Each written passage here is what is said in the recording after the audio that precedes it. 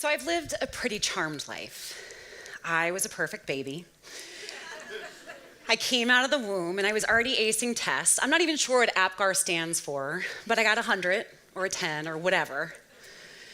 I started school at the age of 4 and I excelled anyway. I joined lots of clubs and activities and I was pretty good at a lot of them. When I got to high school, I got pretty good grades without even trying, and I got into my top choice college with a scholarship to boot, and I had a great time in college. Who doesn't? I ended up getting an internship in advertising that led to a career in advertising that was way cooler, even back then, than any other job that my friends had. I decided to leave advertising and become a lawyer because, frankly, I needed a challenge. I got married at 25, had a beautiful baby girl at 30, and we had an amazing life. We lived on the water, drove great cars, threw great parties. It was a blast. And at 30, I decided to start my own business, and I've had a great ride ever since. Sounds like a great life, doesn't it? Maybe even perfect. The problem is, it's a lie.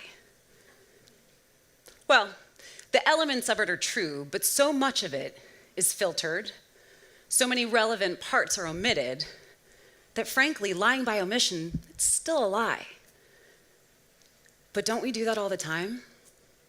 On social media, with our friends, with our colleagues. We tell them what we think they want to hear, or how you think they want to see you. And we show them a highlight reel because we're programmed that getting likes and validation for being somehow the best version of yourself is the only way to live. And it's not true. Speaking of the truth, would you like to hear that? So I was a ginormous baby. You could ask my mom, but she'll tell you actually without asking. I was 10 pounds, 1 ounce. Whoa, yeah, natural. Sorry, Mom. And when I was born, they hadn't found out what I was, other than ginormous. And so as she's giving birth, she just wants to know, is it a boy or a girl? And all they kept saying was, wow, look at its hands. Oh my gosh, look at the size of its feet. Like I was a puppy. And I ended up in the NICU for jaundice, and I didn't even fit in the bins. But the nurses loved me because they're so used to preemies and not being able to really hold the babies. Here they have like a 6-month-old to hang out with. And that weight was a little bit foreshadowing of what was to come because I'm gonna blame this on my mom. She's an amazing cook, and I was a really good eater. So when I started school, I had a little extra weight on me. And I was also pretty intelligent, and I answered every question. And nothing makes you a target for bullies more than being smart and fat. So in 5th grade, I signed up for a pizza making class, which in retrospect doesn't seem like the smartest idea for a child who's being bullied for being overweight. And we were finished up and we're sitting there and I can see the long tables and all the classmates around me and we're eating the fruits of our labors. And this delightful child in front of me decides to say, after the instructor had let us know it's over and our parents are picking us up, it's not over until the fat lady sings. And then she thrust a microphone in my face and said, sing, fat lady. I was 11. It's funny how you remember all of the really negative things that happened to you, but it's hard sometimes to remember those moments of kindness. In 6th grade, I finally made some friends, which was pretty awesome, but then they broke up with me on the playground. And I never felt so alone and empty. I got lucky because in 7th grade I was able to transfer schools, and it was the most amazing reprieve. But frankly, it was too late. The damage to my self-esteem was done, and no matter how many people liked me, how many boys liked me, how good I did in school, how I looked, I always felt ugly and fat and worthless. And that went on throughout high school until I got to college, where I ended up dropping a lot of weight really quickly, and I contribute that to the Syracuse mountains. But then I discovered 3 a.m. pizza, and I didn't realize until today how pivotal pizza has been in my life. And I ended up fluctuating in weight, and I developed an eating disorder to combat it. One that I would battle for 10 years because I wouldn't love myself until I fit in the right pair of jeans. I ended up meeting a lot of really bad men. And I made really poor choices in relationships, which I'm not sure if you're aware that there's a correlation between low self-esteem and bad choices in relationships, but there is. And I ended up taking a test a month before my 20th birthday, one that you don't get graded on, one that typically has 2 pink lines, or 1, and mine had 2. I never questioned whether to keep my son. And I wish this part of the story was when I said everything changed and I loved myself, and that he changed that for me, but he couldn't and he didn't. Because as much as I loved him and love him, I still hated me. I met my now ex-husband at 25, and it was a whirlwind romance. He was a savior and an escape in one. He showed up on our first date with a brand new Mercedes and always had fresh roses in my room. And we went to expensive dinners and great vacations. And it seemed like a Disney fairy tale for a single mom in law school. Until it wasn't. And there's a reason why I tell people to date for a while to see all sides of someone. Because I'm not sure if you're confused about this, but 6 weeks is not enough time. We were engaged in 6 weeks and married within 10 months, and it was good for a minute. Until his demons overtook our marriage and nearly broke me and my children. And there's a lot that you do for the sake of your children, but never at the expense of them. And my daughter, she was only 1 at the time, and she was oblivious and perfect. But my son was older, and he saw the toxicity and felt the toxicity, and I left. And I often wonder, would I have left if it weren't for him? And I hope I would say yes, but I don't know. I have spent the last 7 years coming back to myself. I have embraced therapy. I have studied yoga and meditation. Most of all, I've changed the way that I think. I know that I can make choices to better myself. And I am not ignorant to the fact that I am in a privileged place to be able to make those choices. But I've learned that you cannot be happy in hell, no matter what you do. It's a little bit of a contrast to my first story, wasn't it? How many identified with me more having heard my real story? How many kind of wanted to punch me in the face when I first started talking? Admit it, it's okay. That's what we do all the time, though. We're posting things and we're saying things and giving these highlight reels that all they're creating is resentment. We crave reality and authenticity and the truth, but we don't give it. We gush about our relationships on Facebook when they're really falling apart. We post pictures with people we don't even like. We pretend that our kids are perfect and that parenting is effortless.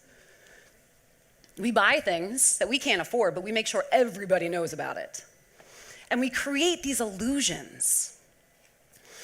75% of people have admitted to lying on social media. Every 10 minutes in a conversation, people lie 3 times on average. Right? But why? Why do we do that? Why do we think that suddenly all of us isn't enough? That telling people actually who we are isn't enough? I do relationships, that's what I do, that require authenticity and vulnerability and showing who you are and stopping the cycle of falsity. I get it that it's hard to be vulnerable. This doesn't happen overnight where you start reading the chapters that you don't normally read aloud. I've shared things today that I've never shared before on a stage. But you have to get to a point where you realize that people won't love you less because you share who you are. In fact, they love you more and they connect to you because they get you. I believe that part of our self-love epidemic is because we are sharing things that aren't true, and then those things are getting validated, right? We're getting liked for the things that aren't true or are just our highlight reel, thereby perpetuating the thought that I wasn't enough before. I think our self-love grows when we start to play the role of ourself. I was lucky enough to spend the last 10 years of my career on television, and I was able to be on a show called Married at First Sight for a couple seasons. And when I left, I got thousands of messages from fans saying, wow, I'm gonna miss how real you were. I'm gonna miss how authentic you were. And listen, reality television is what it is. But I put my heart and soul into it. And I was happy that people could see that I was being authentic, that I was being vulnerable, that I truly cared about the people that I was working with. Large, shallow networks feed your ego. Small, deep, authentic connections feed your soul. So how do we become more authentic? How do we start telling our stories? And this isn't because I want you to go on Facebook and start complaining about everything. That's not what it's about. It's about being real. And it starts with being vulnerable, taking off your mask, showing who you truly are. I don't get up here because I'm a masochist and start telling you all the things in my closet. I get up here because every time that I share something about myself that's deeply personal and something that I've transformed through, I connect with someone who's going through or went through the same thing, who knows that they can go through the fire and survive. And I'm not even pretending that my life was so hard, because I know everyone's stories are even more impactful than mine, but we're not sharing them because we're afraid. So how can you start to be more vulnerable? How can you start to share parts of yourself? Whether you're in leadership or you're in a partnership, you have to show someone who you are. How can someone truly love you if they don't know you? How can you truly be loved by someone if they don't know who you are? Second, check your why. Check your why. Why do you place so many filters? And don't you take away my Instagram filters. That's not what I'm talking about. But why do you filter so much of the truth? Why do you lie by omission? Why do we not read those chapters aloud? I had a client come into me for help with dating, and she showed me her profile, and I was like, well, who's this? I didn't recognize her. She had so many filters. She used face tuning apps and all these different things. I mean, those little ears and noses are really cute, but be yourself. And I asked her, after reading her profile, which didn't describe her, and seeing those pictures, I said, why would you do that? And she said, because I'm not enough. I'm not enough as I am. Whew. Check your why. Work on your why. If you don't shine a light on it, you can't heal it. And demand more from each other.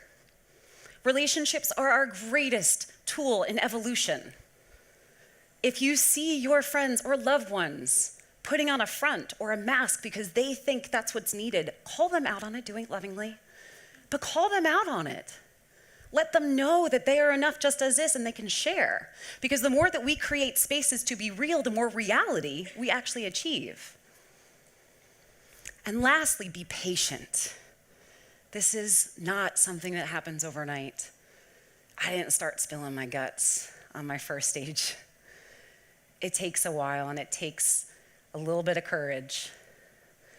But you all can do it. Be patient with yourself and be patient with others. So I've shared my story. Now it's time to tell your story and let people love you, all of you. Imagine that. Thank you.